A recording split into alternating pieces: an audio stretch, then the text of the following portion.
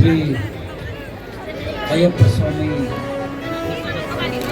ದೀಪೋತ್ಸವ ಧಾರ್ಮಿಕ ಕಾರ್ಯಕ್ರಮದಲ್ಲಿ ಈ ದಿನ ನಗರದ ಪ್ರಮುಖ ಬೀದಿಗಳಲ್ಲಿ ಜ್ಯೋತಿಯ ಮೂಲಕ ಭಕ್ತರು ಗಾಂಧಿ ಮೈದಾನದ ಈ ಅಂಗಳಕ್ಕೆ ಆಗಮಿಸಿ ಅಯ್ಯಪ್ಪ ಸ್ವಾಮಿಯ ಪೂಜೆಯನ್ನು ಮುಗಿಸಿ ಅದರ ಜೊತೆ ಪುಟಾಣಿ ಮಕ್ಕಳ ಒಂದು ಮನೋರಂಜನೆ ಕಾರ್ಯಕ್ರಮವನ್ನು ಕೂಡ ಹರಿಹರದ ಅಯ್ಯಪ್ಪ ಸ್ವಾಮಿ ದೀಪೋತ್ಸವ ಸಮಿತಿಯವರು ಪ್ರತಿ ವರ್ಷದಂತೆ ಈ ವರ್ಷವೂ ಕೂಡ ಬಹಳ ವೈಭವದಿಂದ ಆಚರಿಸಿ ಇದೊಂದು ಹರಿಹರದ ಯಶಸ್ವಿ ಅಯ್ಯಪ್ಪ ಸ್ವಾಮಿ ದೀಪೋತ್ಸವ ಆಗಿದೆ. ಇದಕ್ಕೆ ಬಹಳಷ್ಟು ವರ್ಷಗಳಿಂದ ದುರ್ಗೋಜಿ ಮೋಹನ್ ಅವರು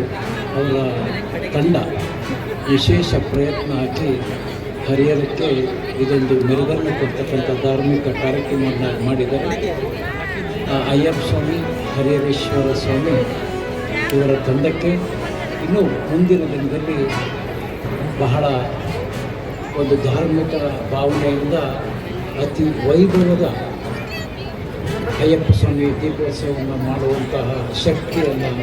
ಭಗವಂತ ನೀಡಿ ಅಯ್ಯಪ್ಪ ಸ್ವಾಮಿ ನಮ್ಮ ನಾಡಿಗೆ ಉತ್ತಮ ಮಳೆ ಬೆಳೆಯಾಗಿ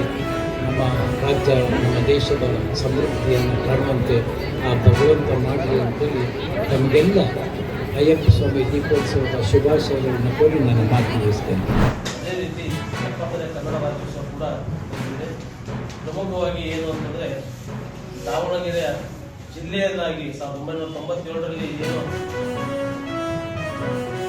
ಮಾಡಿದ್ರು ಇಂದಿನ ಮುಖ್ಯಮಂತ್ರಿಗಳಾದಂಥ ಜೈ ಪಟೇಲ್ ಅವರ ಮರಣಾಂತ ವೇದಿಕೆ ಅಂತ ಹೇಳಿ ಆ ವೇದಿಕೆಯ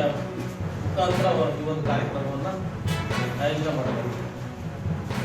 ಸಮಗ್ರ ಕರ್ನಾಟಕ ರಕ್ಷಣಾ ವೇದಿಕೆ ಬರೇ ಹೋರಾಟ ನಾಡು ನುಡಿ ಜಲ ಭಾಷೆಗೆ ಹೋರಾಟಕ್ಕೆ ಅಷ್ಟೇ ಸೀಮಿತ ಅಲ್ಲ ಅಂತಂದೇಳಿ ನಮ್ಮ ವಿವಿಧ ಘಟಕಗಳ ಪದಾಧಿಕಾರಿಗಳು, ಪ್ರಮುಖವಾಗಿ ರಾಜ್ಯ ಮಹಿಳಾಧ್ಯಕ್ಷರಂತ ಶ್ರೀಮತಿ ಬಾಲನಾಗರಾಜ್ ಅವರು, ಜಿಲ್ಲಾಧ್ಯಕ್ಷರಂತ ಫಯಾಜ್ ಅಹಮದ್ ಅವರು ದಾವಣಗೆರೆಯ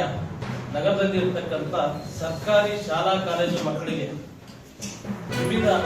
ಸ್ಪರ್ಧೆಗಳನ್ನು ಏರ್ಪಡಿಸಿ ಪ್ರಬಂಧ ಆಗಿರ್ಬೋದು, ಕನ್ನಡ ಸಂಸ್ಕೃತಿ ಇರ್ಬೋದು, ನೃತ್ಯ ಪ್ರದರ್ಶನ ಆಗಿರ್ಬೋದು, ಆಮೇಲೆ ನಮ್ಮ ಸಂಸ್ಕೃತಿಯ ಉಡುಪುಗಳಾಗಿರ್ಬೋದು, ಹೀಗೆ ಅನೇಕ ಶಾಲಾ ಕಾಲೇಜು ಮಕ್ಕಳಿಗೆ ಇವತ್ತು ಸ್ಪರ್ಧೆಗಳನ್ನು ಏರ್ಪಡಿಸಿ